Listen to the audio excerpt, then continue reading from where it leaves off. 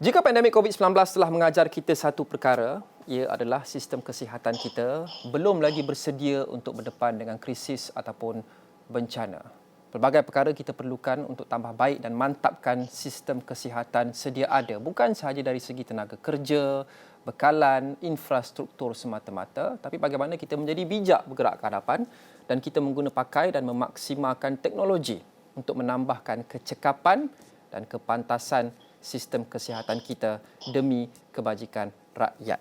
Dan bulan lalu, MTDC bersama dengan Expert Analytics Center atau EAC dan juga MyFinB telah memeterai satu memorandum persefahaman atau MOU untuk membentuk The Centre of Excellence for Artificial Intelligence Innovation atau CEAI untuk antara lain menambah dan meningkatkan peranan AI, Big Data, data raya dan juga analytics untuk menambah baik dan memantapkan sistem kesihatan kita bergerak ke hadapan. Supaya selepas ini jika ia berlaku, kita akan lebih bersedia. Saya mahu berbincang dengan Datuk Daud Bakar. Datuk Daud adalah pengasas Expert Analytics Center, EAC, dan juga saudara Maren Virumandi, pengarah urusan Dr. On Call. Selamat datang ke agenda awal ini. Terima kasih. Saya mahu mulakan dengan Datuk Daud. Datuk Daud, CEAI akan membantu syarikat tempatan mengguna pakai teknologi dan juga kecerdasan buatan atau AI, Artificial Intelligence, dalam perniagaan mereka, termasuk sektor kesihatan dan juga perubatan. Sejauh mana perkembangan penggunaan AI dalam sektor kesihatan sudah kita saksikan sejak beberapa tahun lepas? Ya, terima kasih di atas peluang pada malam ini, iaitu untuk melihat sejauh mana kebijaksanaan buatan itu dapat digunakan pakai. Seperti mana kita tahu, teknologi itu adalah sektor agnostik, dia tidak ada berpihak pada mana-mana industri. Dia boleh digunakan pakai dalam semua industri persukannya, daripada ekonominya, termasuklah kepada perubatan dan juga kesihatan. Jadi satu perkara penting, yang penting makanan utama AI adalah data yang mencukupi, structured data yang boleh dianalisa dan diteliti untuk menjadikan satu memberikan makna yang baru, new meaning and message kepada data yang ada di hadapan doktor, di hadapan pegawai-pegawai perubatan, supaya mereka tidak lagi memberikan masa mereka kepada isu-isu yang remeh-temeh dalam bahasa yang lain. Mereka lebih fokus kepada isu kepakaran mereka, iaitu melihat data yang ada dan diberikan laporan oleh robot, oleh algoritma tertentu, dan mereka melihat berdasarkan data yang mereka ada seramai 1,000 atau 2,000 pasien mereka sudah dapat melihat apakah trend yang berlaku pada minggu ini, bulan ini dan juga bulan hadapan. Mungkin mereka boleh bersedia untuk menangani isu-isu yang memerlukan kepada kajian data setiap pasien yang mereka tidak mampu buat keletihan dan mereka pun ada limitasi yang tertentu. Jadi doktor perlu di-empowerkan, perlu diupayakan, diperdayakan untuk mereka melihat data pelanggan ataupun pasien mereka untuk mereka zero in kepada kepada pesakit tertentu. Kehebatan AI ini ialah yang paling baik personalized treatment. Dia boleh menjadikan isu profiling perwatakan pesakit itu khusus kepada pesakit tersebut dan bukan secara generik. Sebab kita manusia berbeza, walaupun kita ada diabetic patient, ada high blood pressure dan sebagainya, tetapi cara pemakanan, umur kita, cara lifestyle kita berbeza kepada orang yang lain. Jadi data boleh menangkap data ini untuk kemudahan dan kegunaan doktor dengan cara lebih bijaksana dan lebih immediate kepada tugas doktor merawati dan memberikan kesembuhan kepada pesakit kita. Itu satu contoh, tapi bila kita bercakap berkenaan dengan the application penggunaan AI dan teknologi dalam sektor-sektor ataupun elemen-elemen sektor kesihatan, satu sektor yang sebelum ini agak tradisional, masih lagi sedikit sebanyak agak tradisional. Apabila kita bercakap, kita lontarkan istilah-istilah seperti AI, IoT dan sebagainya, ia mungkin susah untuk kita bayangkan. Jadi saya suka fokus kepada kisah sebenar, real life stories, real life success stories yang sudah pun diguna pakai sekarang ini di hospital-hospital kita. Mungkin ramai orang yang tidak menyedarinya. Dan saya faham antara AI project yang dijuarai oleh MyFinB dan juga EAC dalam kolaborasi bersama sebuah universiti adalah menguruskan kesihatan pesakit kencing manis, diabetes dengan lebih efektif. Ini adalah satu penggunaan real life, kehidupan sebenar yang kita saksikan sekarang. Boleh Datuk terangkan sedikit berkenaan dengan inisiatif ini? Okey, pesakit kencing manis atau diabetik satu penyakit yang agak serius di Malaysia dan juga di dunia umumnya, dan mereka memerlukan rawatan yang kerap berjumpa dengan diabetologis mereka, dan selalunya mereka akan pergi jumpa dengan doktor pakar setiap 3 bulan, dan mereka akan spend selama 15 minit ke 20 minit untuk mendapat rundingan, dan mereka akan balik ke rumah mereka. Jadi in between tersebut mereka tidak ada akses kepada doktor. Mereka tidak dapat melihat apakah makanan mereka besoknya, minuman mereka besoknya, cara hidup mereka itu dapat mengawal kandungan gula dalam darah mereka. Dengan adanya sistem yang kami bangunkan dengan PICOM ini, sebuah kolej universiti di Kuala Lumpur ini, ia dapat memberikan satu self management tool kepada pesakit diabetik ini sebelum mereka melakukan dialisis dan selepas mereka melakukan dialisis, supaya mereka dapat menjadi macam manager. Sebab mereka tidak boleh berhubungan dengan doktor all the time. Doktor pun ada limitasinya. Jadi sistem ini dapat membantu mereka memastikan mereka berada dalam track yang baik. Dan interestingly, sistem juga dapat membuat prediction. Kalau mereka lakukan perkara begini lebih 2-3 hari, ini akan membawa kepada peningkatan dan sebagainya. Dan juga ia akan menentukan cara perubatan itu dapat ditangani oleh doktor. Dengan di peringkat doktor pula, mereka ada data yang lebih lengkap kepada pesakit ini. Pada individu ada personal data untuk individu, ada sistem yang boleh dibawa pulang dan mereka boleh meneliti sendiri. Kepada doktor, kepada pihak hospital dan klinik, mereka juga mempunyai satu gambaran perkembangan data pesakit ABC ini daripada 2 tahun, 3 tahun sehingga sekarang, dan mereka boleh membuat satu zero in. This is the point, kita boleh kill the diabetic once and for all kalau data itu dapat ditafsirkan dengan betul. Jadi ini satu konsep yang boleh mengurangkan kos, mengurangkan masa berinteraksi dengan doktor, dan yang paling penting mempercepatkan proses pemulihan pesakit diabetik di Malaysia. Mudah-mudahan. Itu antara contoh pengaplikasian sebenar dalam kehidupan sebenar yang sudah pun berlaku sekarang. Bukan AI, bukan satu konsep yang jauh sangat di masa hadapan. Ia sudah pun mula diguna pakai dengan lebih banyak sekarang. Dan antara kelebihannya adalah Datuk sebut tadi ianya adalah personalised. Dia boleh menjadi lebih personalised untuk setiap pesakit. Kita boleh pantau dan kita boleh kumpulkan data mengikut setiap pesakit kerana badan setiap orang adalah lain.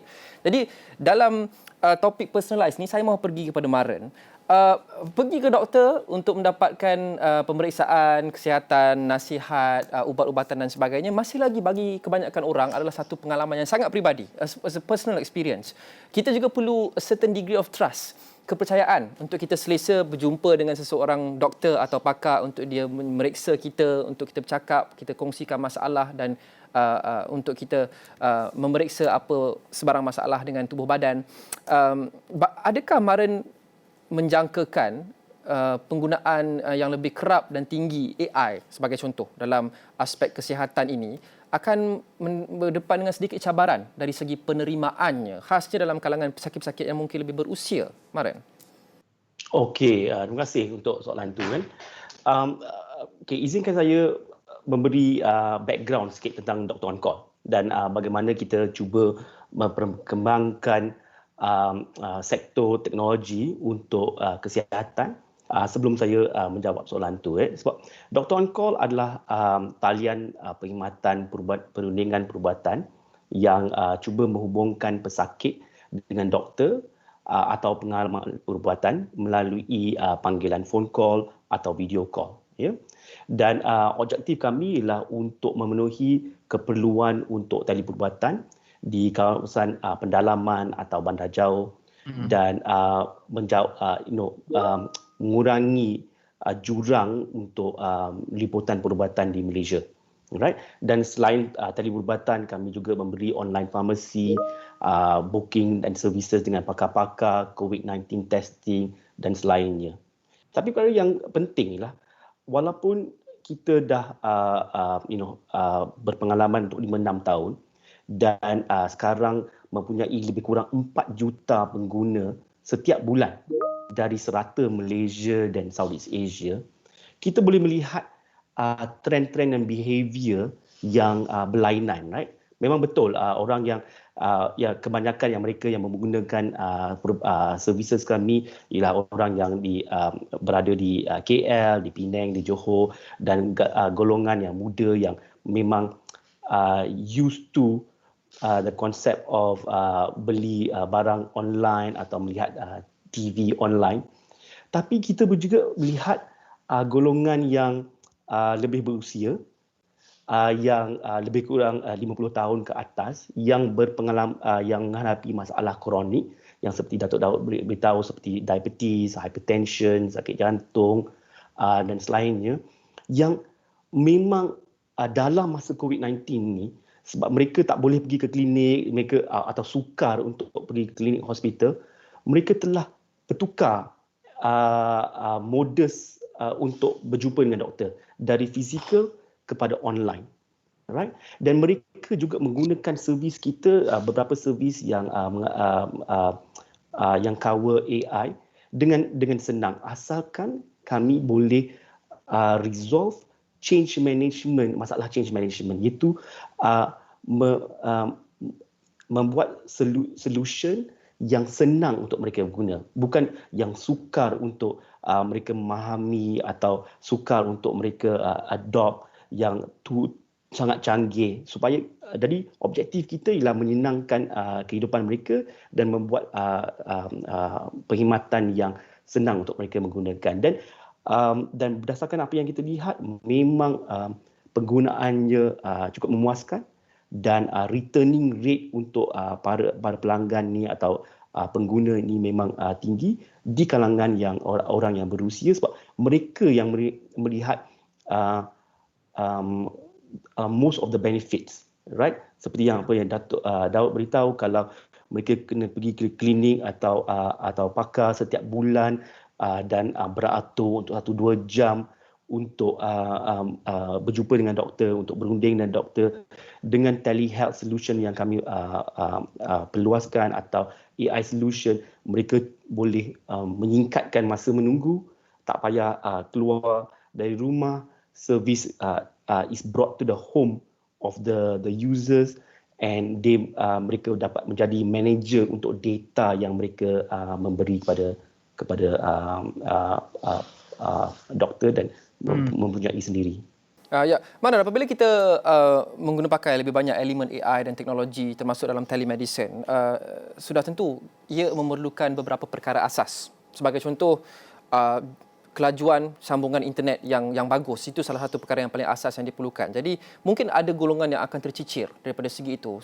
Kebelakangan ini pun kita saksikan ramai orang yang semakin tercicir kerana mereka tidak mempunyai infrastruktur internet ataupun tidak ada internet yang cukup laju dan sebagainya. Jadi bagaimana kita memastikan perkhidmatan kesihatan berteknologi tinggi ini boleh diakses oleh semua lapisan masyarakat, termasuk di luar bandar, termasuk golongan B40 dan yang seumpama dengannya, Maren?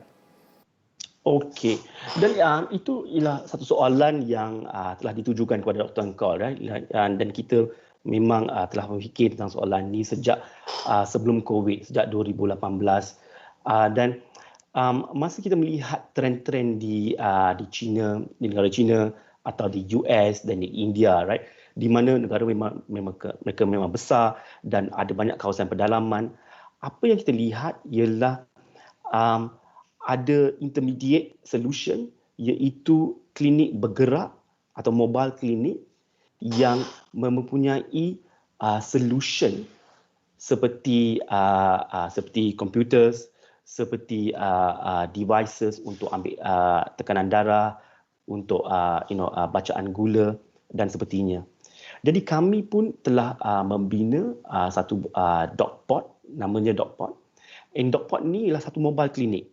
Kami telah menguji solution ni di Langkawi pada 2019 dan mendapat tahu bahawa solution ni memang boleh mengurangi jurang yang kita bincang tadi.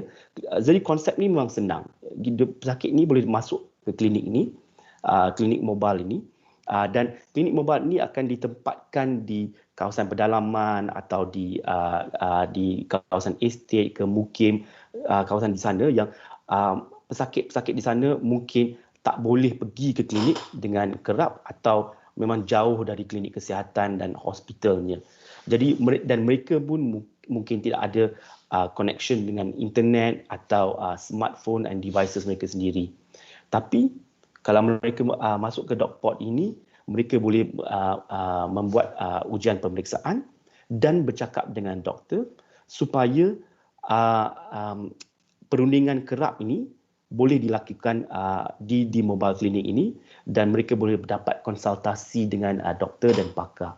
Dan sekiranya situasi memang serius, mereka boleh dapat advice dari doktor atau pakar untuk dari sana untuk pergi ke hospital dan mendapat rawatan fizikal.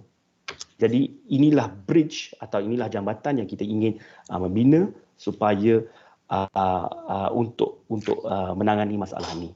Okey, agenda awal ini akan berhenti rehat seketika. Kita kembali selepas ini.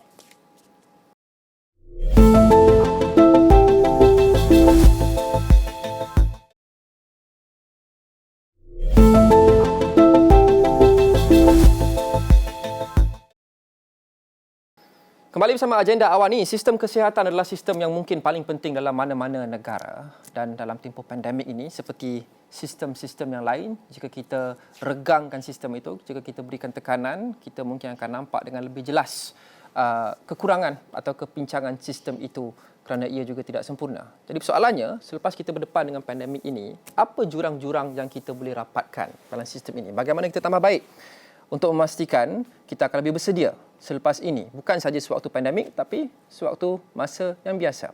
Dan bagaimana kita menggunakan teknologi, khasnya teknologi yang berkait dengan revolusi perindustrian 4.0, data analytics, artificial intelligence, AI dan sebagainya untuk menambah baik dan memberikan lebih kecekapan kepada sistem kesihatan kita. Itu yang sedang dilakukan oleh MTDC dan juga Expert Analytics Center EAC dan juga Dr. On Call. Saya disertai sekarang oleh Maren Virumandi, pengarah urusan Dr. On Call, dan juga Datuk Daud Bakar, pengasas bagi EAC Expert Analytics Center.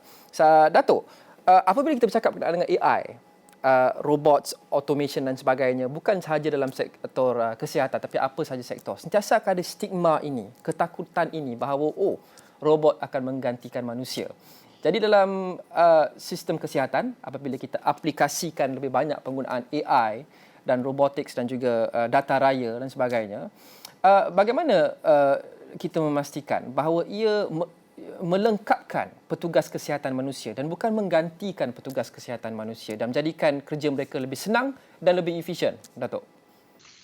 Sudah pasti AI yang dibangunkan oleh kami dan juga pelbagai pihak lain tidak bermaksud untuk menjadikan manusia redundant ataupun tidak berfungsional dalam masyarakat, tapi melengkapkan kerja mereka yang paling utama, kerana tugas AI ialah untuk menganalisa data, bukan manusia, data pada manusia.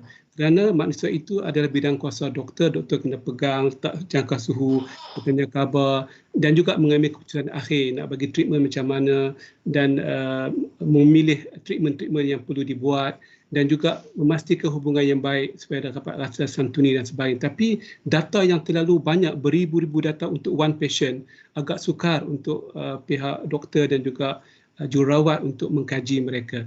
Dan juga lama kelamaan dari segi profil data itu terlalu besar. Satu pihak hospital walaupun sudah kampung sekalipun, data yang ada tu beribu-ribu, dia akan semakin hari semakin tidak dipedulikan. Itu satu kerugian. Data itu adalah ilmu. Data itu adalah insight yang perlu diberikan tafsiran dan makna, di mana AI data untuk menyelesaikan data. Doktor pergi, pegang patient, jumpa patient, tanya soalan-soalan yang 5 top question, dia dapat jawabkan semua soalan. Jadi itulah satu peringkat yang kita dapat lihat sendiri. Daripada tanya so many 20 question untuk dapatkan result, mungkin 3 question yang the best of the best sesuai dengan patient tersebut dan doktor can zero in dan dapat tengok cadangan daripada sistem, apakah 3 treatment yang boleh dicadangkan oleh robotik dan doktor boleh memilih mana yang paling baik berdasarkan data yang tertentu. Ini kehebatan AI yang boleh empowerkan, memudahcarakan kerja doktor dan jururawat dan bukan menjadikan mereka hilang pekerjaan atau sebagainya. Itu tugas AI dan semua bidang kehidupan pada hari ini. Dan dengan penggunaan AI dan teknologi dengan lebih aktif dalam sektor kesihatan ini juga, kita juga sekarang memerlukan lebih banyak bakat-bakat tempatan yang berkepakaran dalam bidang ini. Bukan sahaja jika tradisionalnya kita perlukan pakar-pakar dalam bidang sektor kesihatan, doktor, pegawai dan sebagainya. Sekarang kita juga memerlukan lebih banyak pakar yang mahir tentang AI ini. Jadi Dr. On Call, Maren, antara yang sangat familiar dengan ini, dengan operasi dan kerja harian para doktor. Mereka pergi ke rumah untuk memeriksa pesakit dan sebagainya. Kita perlukan lebih banyak bakat dan kita perlu ubah cara kita mendidik dan membangunkan modal insan untuk kita ada cukup manpower untuk menjayakan elemen ini, AI dan digitalisasi dalam sektor kesihatan kita.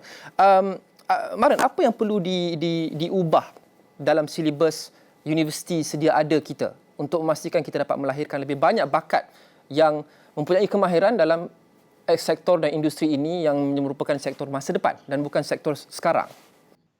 Okey, itu soalan yang memang relevan ya soalan tu, sebab dari segi Dr. On Call sebagai employer, kita boleh melihat bahawa memang ada jurang, memang ada kekurangan dari pakar-pakar doktor yang masuk ke bidang telehealth atau AI yang tidak mempunyai pengalaman dari segi teknologi, dan juga dari pihak teknologi seperti programmers, seperti the product managers yang tidak ada pengalaman tentang kesihatan atau big data health scenarios. Jadi apa yang kita perlu fikiri dan kita perlu mendalami dari semenjak di sekolah juga ke universiti dan ke lapangan pekerjaan di sini ialah a mindset bahawa teknologi dan healthcare bukan berasingan. Tapi kita kena fikir seperti ini adalah satu solution yang diintegrasikan.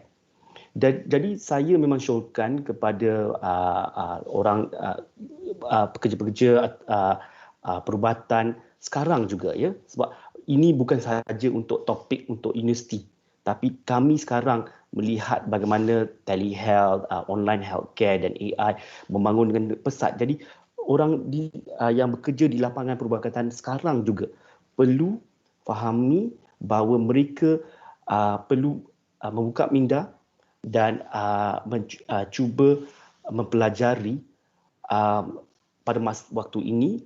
Ini juga nasihat ni juga kepada sektor teknologi seperti programmers dan coding dan product designers. Kalau mereka fikir bahawa mereka hanya ingin buat coding untuk social media, untuk fintech dan mengabaikan bahagian sektor kesihatan, mereka tak boleh tap into industri yang akan grow dengan pesat. Ya, jadi the mindset is very important, and then sektor-sektor pembelajaran seperti design thinking, seperti product design, seperti data AI, data analytics, artificial intelligence, yang tu semua kita boleh pelajari dengan senang sebab memang banyak information yang sedia ada di laman web, right? Seperti program di MIT, program di Stanford yang kita boleh pelajari. Itu untuk bakat yang kita akan lahirkan pada masa depan. Tapi kita juga ada sekumpulan pekerja sekarang kerana kita tak dapat nafikan bahawa ramai yang sedang pun hilang kerja akibat PKP. Dan pada masa yang sama, sektor ini, industri ini juga memerlukan bakat dan juga tenaga kerja yang semakin ramai. Maren, ada potensi atau tidak untuk kita menyelesaikan dua masalah pada masa yang sama, iaitu kita mungkin boleh mengguna pakai dan melatih semula tenaga-tenaga kerja yang tiada kerja ini untuk berkhidmat dalam bidang AI dan juga sektor kesihatan? Saya rasa memang boleh. Sebab saya ada seorang accountant by training, right? Dan saya menceburi bidang teknologi sebab keperluan tu pada the year 2000, ya, masa Y2K semua memang terselah. Jadi sejak itu saya memang mempelajari secara berperingkat, dan based on my own pengalaman, memang dari pekerja-pekerja yang kehilangan kerja atau menghadapi masalah ekonomi, dan sepatutnya don't lose hope, right? Because a lot of the information memang berada di laman web. Hanya mereka kena sabar dan mereka kena berusaha, sebab if they don't change, the world is going to change. Right, and if they don't change and go along, they, as an accountant or as a product designer, as a doctor, as a pharmacist, then the world is going to leave them behind. So the mindset must be full of positivity and hope, because the entire world is changing and we are all changing along with it. Sebagai employer, kita memang cuba untuk memperkasakan pengalaman atau information gap yang our employees have. Okey, Dato', akhir sekali bagaimana analytics AI dan juga big data raya boleh membantu sistem kesihatan kita untuk menjadi lebih bersedia untuk pandemik seterusnya dalam tahun-tahun akan datang jika ia melanda? Pertamanya, dengan ringkas, AI dan big data boleh kurangkan masa doktor dan juga pesakit significantly. Dia boleh kurangkan kos perubatan pada negara. Berdasarkan laporan OECD, sebanyak 20% bajet kesihatan terbazir sebab tidak ada data yang lengkap. Jadi salah bagi treatment, over treatment dan sebagainya berlaku dalam banyak kes-kes yang kita tengok dalam laporan OECD di peringkat dunia. Dan ketiganya, membantu doktor supaya fokus kerja mereka yang lebih utama. Yang mereka boleh go straight to the battle of the war rather than dekat di tepi-tepi medan peperangan. Yang ketiganya, mendemokrasikan perubatan. Jadi membuka peluang yang lebih inklusif kepada orang. Kita harap satu hari nanti setiap orang ada AI rekod perubatannya sendiri. Mereka menjadi seorang doktor secara AI. Mereka tahu dekat mana kelemahan dan kekurangan mereka dan bagaimana mereka boleh bangun ke hadapan. Dan krisis hari ini dengan COVID-19, sistem ini amat diperlukan untuk membantu pihak kerajaan dalam dasar pemerintahan negara meletakkan data yang sebenarnya dan mengurangkan kos-kos yang tidak sepatutnya dilakukan sebab kekurangan data dan analisis data. Itu harapan saya dan harapan kami di MyFinB dan EAC. Okay, terima kasih Datuk Daud Bakar, pengasas Expert Analytics Center atau EAC, dan juga Maren Wirumandi, pengarah urusan Dr. On Call. Terima kasih kepada anda yang menonton agenda Awani malam ini. Kita jumpa lagi. Assalamualaikum dan salam sejahtera.